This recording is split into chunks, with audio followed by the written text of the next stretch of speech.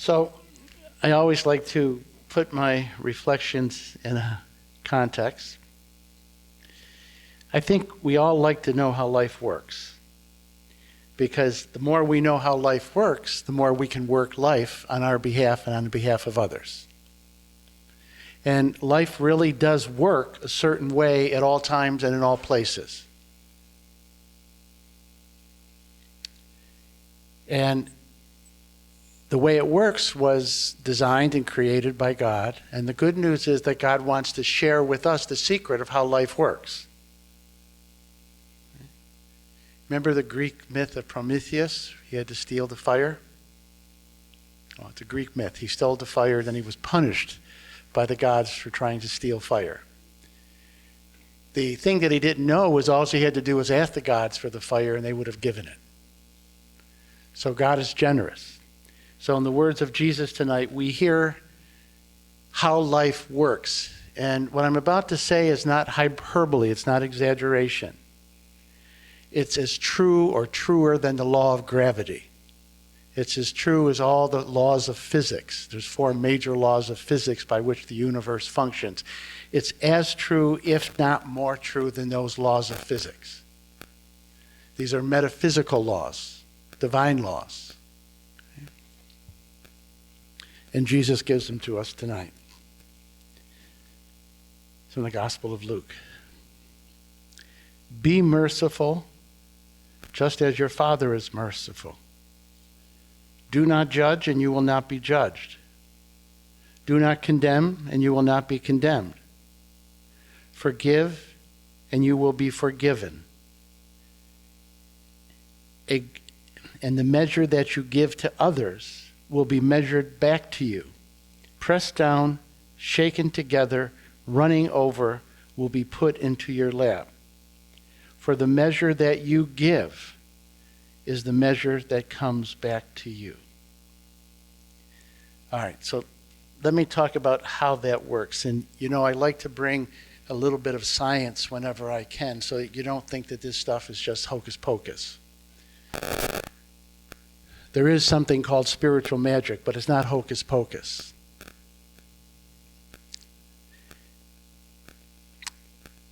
We know that everything, whether it is, regardless of what form it is, everything is energy, right? We know that's what science tells us. Everything is energy, just vibrating at different frequencies. Let's think of water for a moment. H2O can be in the form of ice, because its frequencies are slower. It can be in the form of flowing water, or it can be in the form of vapor. Same H2O, just vibrating at different frequencies. So everything is energy. And every form of energy, and this is science, every form of energy emits some kind of magnetism. Literally some kind of magnetism. And that magnetic field that it emits draws back to it like energy. You've all heard that. Like energy attracts like energy.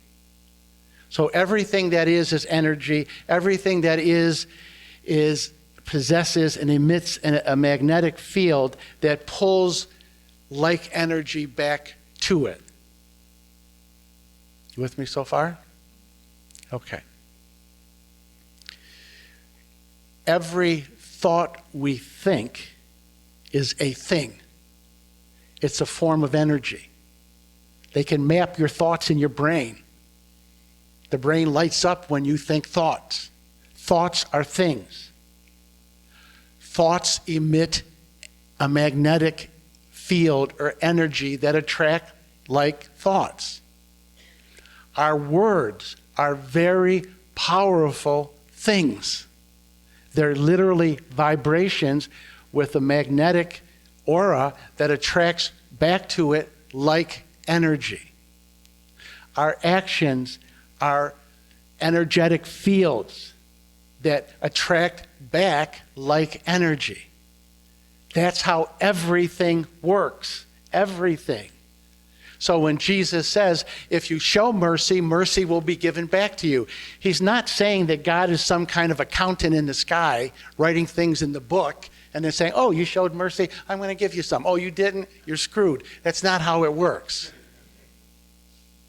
God created the universe in this magnetic way that whatever we sow, we reap. We call that karma in yoga. Who are the people that have the most love in their lives? They're the people that give love away. Even on a business level. You can't be successful as an entrepreneur unless you invest time, energy, skill, and capital. And as you invest it, you do it well with wisdom and intelligence and the right attitude, you attract things back to you.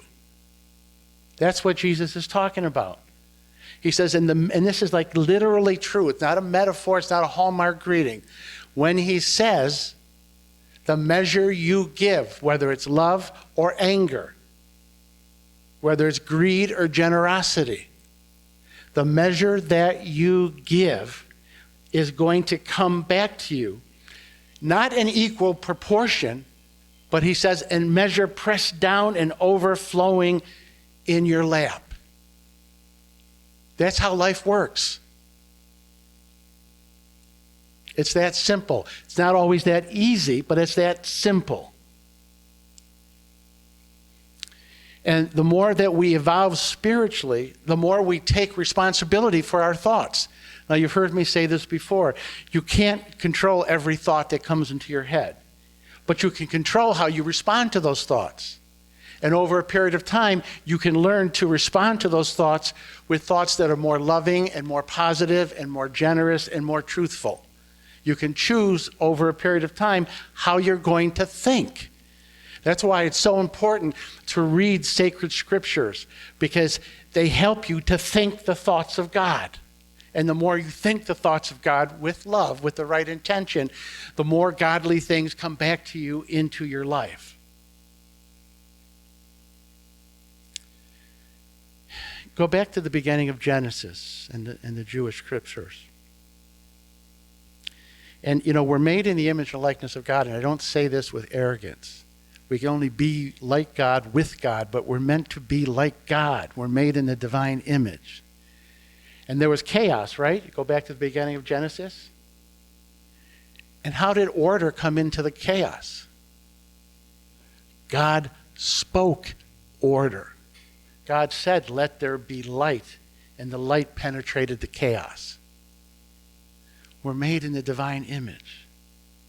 We're meant to bring order into the chaos of our lives and the chaos of the world. So let's talk about how we do that now. I always start out with this, and I don't apologize for it. Meditation. Now, we meditate in the Kriya tradition for two reasons. There's lots of side benefits. I was talking to somebody about this today. Yes, it helps to reduce stress and all of that. Great. But that's not primarily why we meditate. Two reasons in the context of what I'm talking about tonight.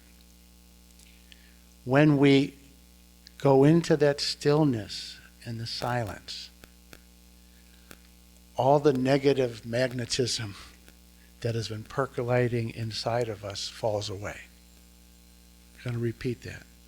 All of the negativity, the negative energy that has been percolating inside of us falls away. It can't grab onto anything.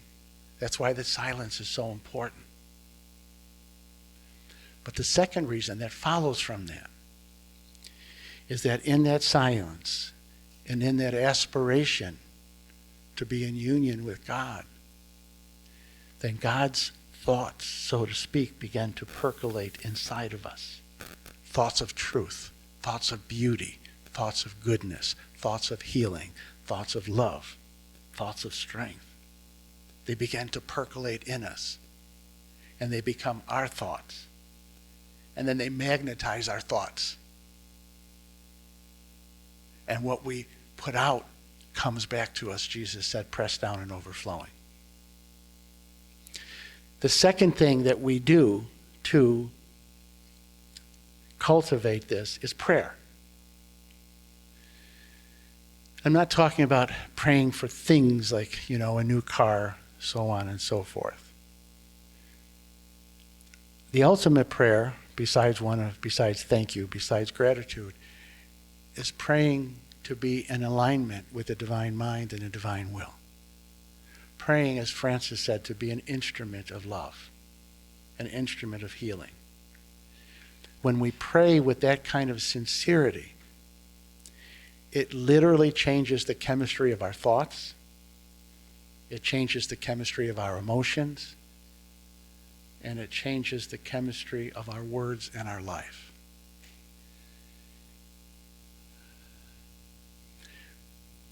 All of Yogananda's direct disciples are dead now. But I've talked to enough of them. And they said that whenever they were around Yogananda, there was this intense magnetism. That they were drawn to him. And drawn to the love and the light that radiated from him. Why? Yogananda's mind and heart was one with the divine mind and heart. His magnetism was divine. And so he attracted people. Before he came to the United States, his guru, Sri Yukteswar, said, you could be in a forest and you will attract souls. Why? Because he was so magnetized. On a different level. Whenever I've been in the presence of Richard Rohr, my Franciscan priest and mentor, I'm always elevated. I'm always inspired. I walk away a little bit better. Why? He's magnetized with the Christ consciousness. That's how it works. Now I want to break it down even more concretely. So I'm going to do this quickly. I want to talk about a way that we can nurture this in addition to meditation and prayer in our everyday life. And I'm going to talk about the 5 yamas. Now I talked about two of the yamas about a month ago, so I'm going to repeat myself a little bit. Those of you that are not familiar with the yamas, there's the yamas and the niyamas of yoga. They're sort of like the 10 Commandments of yoga. And they're very similar to the 10 Commandments. Someday I will break the 10 Commandments down, but today I'm just going to focus on the yamas. Because properly understood, if you get the spirit of the yamas, you are magnetizing yourself with divine energy. And each yama has a particular nuance of divine energy. And you're magnetizing yourself. And what you put out there comes back to you. The first yama is non-injury. Now, we can look at that at a very superficial level. All right, I don't hurt anybody. I don't kill anybody. I don't, shoot anybody. But realize that there are subtle levels of that. We can injure somebody's reputation. We can injure their psychological and emotional health. We can injure their spiritual health. There's lots of ways to injure people. But I want to take it deeper because these yamas are not just about behavior. It's like, okay, if I, like 10 Commandments, I'm going to do them. Okay, no, we missed the whole point. You got to get the spirit. And each yama, again, has a different energy, a different magnetizing spirit. So what's at the heart of this first yama of non-injury is, it's an aspect of God, compassion. Let me give you an example. Vicki and I were at, I don't want to go into the details, but an official occasion, and I was serving in an official role at a place. And the person that was in charge of all the details, she was not a happy human being. Okay? She was grumpy and miserable. And every time you asked her a question, you were a little bit afraid of the response. And my first response was not to practice non-injury. Right? My first response was to be critical of her. But being critical of her, even just verbally, without saying it to her face, would have been injuring at some level. That's what I would have been putting out there. Does that make sense? Okay? So, I meditate a lot. I pray. So somewhere in the middle of that, I caught myself. And I had this very spontaneous, compassionate response. The thought occurred to me, she's probably just a very unhappy person. Who knows? Maybe she has cancer. Who knows? Maybe her husband beat her up that morning. Something is making her miserable. And just having that insight, I got the spirit of the Yama. Compassion. Compassion. She was probably doing the best she could. I changed my frequency. I changed the energy that I was putting out, which will only draw compassion back and measure pressed down and overflowing. One little footnote. Be very compassionate with yourself. Very compassionate. Sometimes we have a tendency, we look back at something we did 20 years ago, and then we're so hard on ourselves. But the person we are now was not the person that was there 20 years ago. The person that's there now wouldn't do that. Have compassion on the person that you were 20 years ago because you didn't know what you were doing. Does that make sense? So the spirit underneath this is compassion.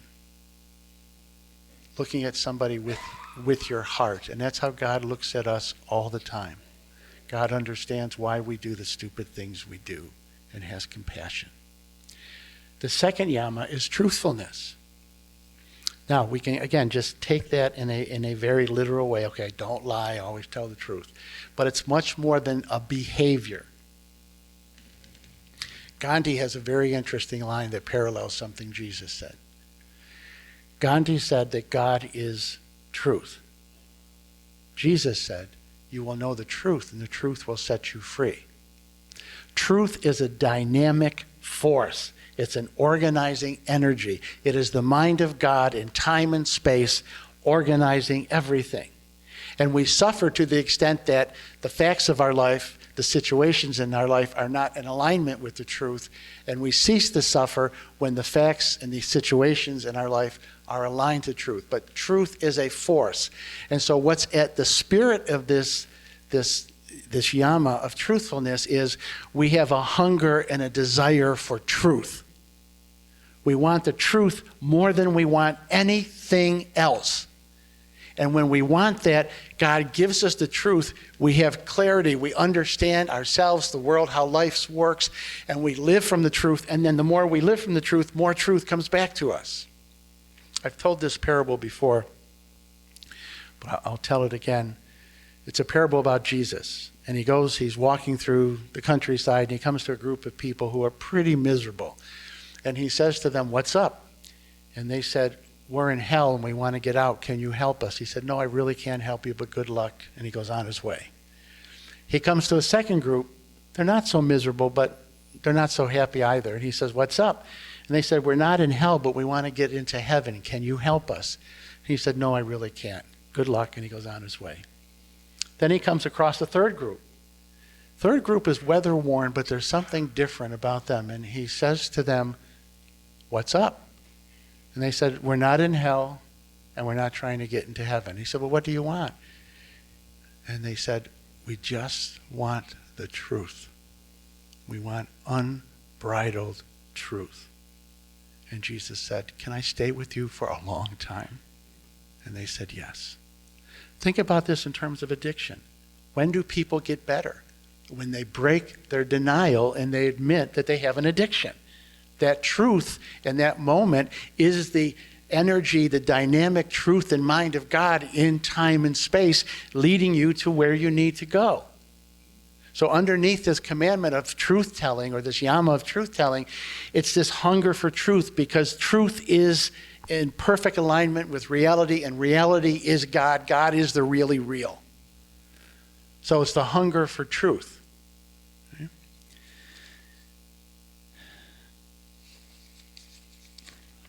So now I'm going to get to the third Yama. It's non-stealing. Now again, I don't think most of us steal in the traditional way of thinking about stealing. But I want you to understand the spirit of this. And I'll tell you another story. I've told this story before, but it's a great story that captures this. One of Yogananda's direct disciples, Brother Turiyananda, actually wasn't a direct disciple. He showed up the day that Yogananda died. Okay? And he was older now. He probably died 2 or 3 years after this. And this young guy promised to come help him. He was in charge of the temple at the lake shrine. And this young guy said he would come and help him do things. Well, the young guy showed up like 25 minutes late. And he said, Turiyananda didn't say, oh, I understand, it's okay. He said, Turiyananda went up one side and down the other side of him. And then Turiyananda said to him, in a manner of speaking, you're stealing from me. He said, no, I'm not. He said, I'm an old man. My time is very valuable. I needed your help, and you wasted 25 minutes of my time. I could have been doing something productive for God. Don't ever waste my time again. That's stealing. You get that? What does that mean? How do we break that down for us? Sometimes in our neediness, don't we grab from other people and we want them to be what we want them to be? That's stealing. When you don't accept somebody for who they are and you try to make them something that they're not, that's a form of stealing. You're trying to grab something from them who they are, rather than just letting them be who they are. It doesn't mean you have to like it. It doesn't mean you have to sleep with them. It doesn't mean they have to become your best friend. But you accept who they are and you stop trying to change them. You stop trying to get them to make you happy. Whenever you want somebody else to make you happy, you're stealing their happiness for yourself. So what's underneath this non-stealing ultimately is faith in the generosity of God and contentment. That's what it's about. Once you're content within yourself, because you've found the pearl of great price within yourself, you stop demanding from other people, from money, the world, something from them to make you happy. Contentment is not wanting what you don't have because you have God, which means you have everything. That's the spirit of this yama. And the more we practice this contentment, this non-stealing, paradoxically, the more abundance comes to us. That's how it works. The next yama is brahmacharya. Now that's often translated as celibacy. Yes, you all have to go home tonight and be celibates. I'm sorry, that's just the way it is. No, that's one translation. It's not the only translation. Let me say it this way. Every day we are given 100 units of energy. It's a metaphor, but it's in the ballpark. We're given 100 units of energy, right? And the best use of that energy is to live a life based on truth, beauty, and goodness. The more we do that, paradoxically, the more energy comes back to us. Yogananda said we go from being a 50-watt bulb to a 100-watt bulb, and eventually we become a 1,000-watt bulb when we manage the life energy wisely and lovingly. How do we misuse the life energy? Spending 3 hours scrolling through your iPhone. I'm not saying doing that once in a while is a bad thing, but getting lost in scrolling down your iPhone is a waste of life units that you're never going to get back. It's like having a seed that you don't plant.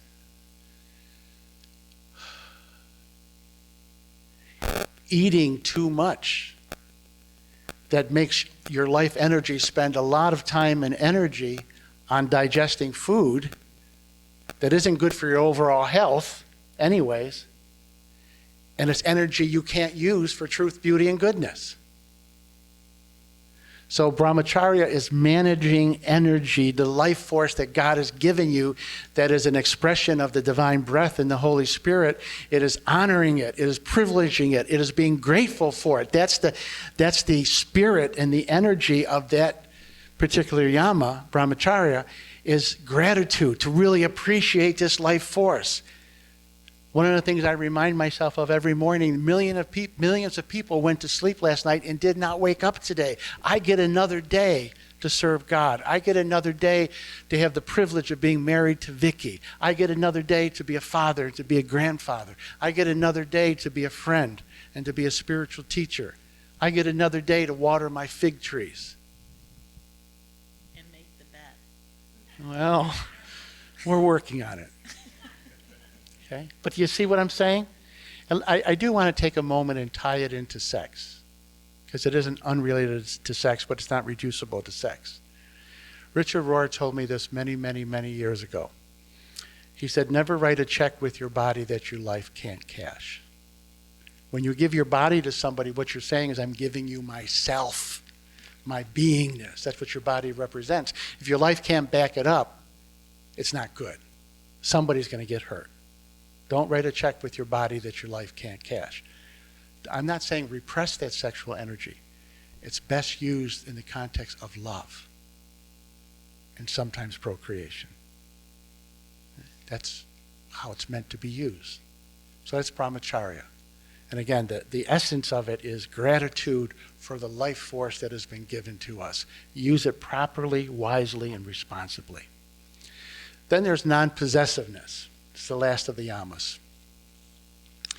And the spirit of non-possessiveness is both gratitude and generosity. And let me say it this way. What has been given to us, what do we have that's not been given to us? Nothing. Everything we have has been given to us. Everything we have is a gift from God. Our intelligence is a gift. Our bodies are a gift. Our sexuality is a gift. Our intellect is a gift. Our spirits are a gift. Everything that we have is a gift that has been given to us by God. And God wants to give us more and more gifts. It's the nature of God to be generous. God, as St. Bonaventure says, God is a fountainhead of generosity.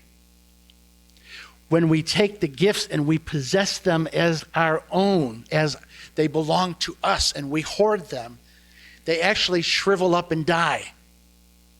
But when we see them as a gift from God, that they belong to God, and then we give them back to God, in service of God, everything belongs to the Divine Mother, and we give them back in service, again, this law kicks into effect, and the more that comes back to us. I say this about the Assisi Institute all the time. Yes, we're here to serve our own spiritual growth, but we're also here to serve Yogananda's mission, Jesus' mission. We're here to bring Kriya Yoga to the world. We're here to bring our little piece to the world. We're not here to just possess it with in-house games. We're here to give it away. And the paradox is, the more we give it away, the more that comes back to us. And I'm not perfect at this, don't misunderstand me. My own spirituality began to really grow and take off when I realized I was here for one purpose: to serve God, to serve the gurus, and to serve the people in my life. That's why I'm here. That's when things really began to mushroom for me spiritually. Jesus said, the measure you give will be what is measured back to you. Pressed down, overflowing into your lap. It will be given to you. You can take that to the bank. That is absolute truth. And that is the only way to live a wise and loving life. The divine in me bows before the divine in each one of you. Namaste.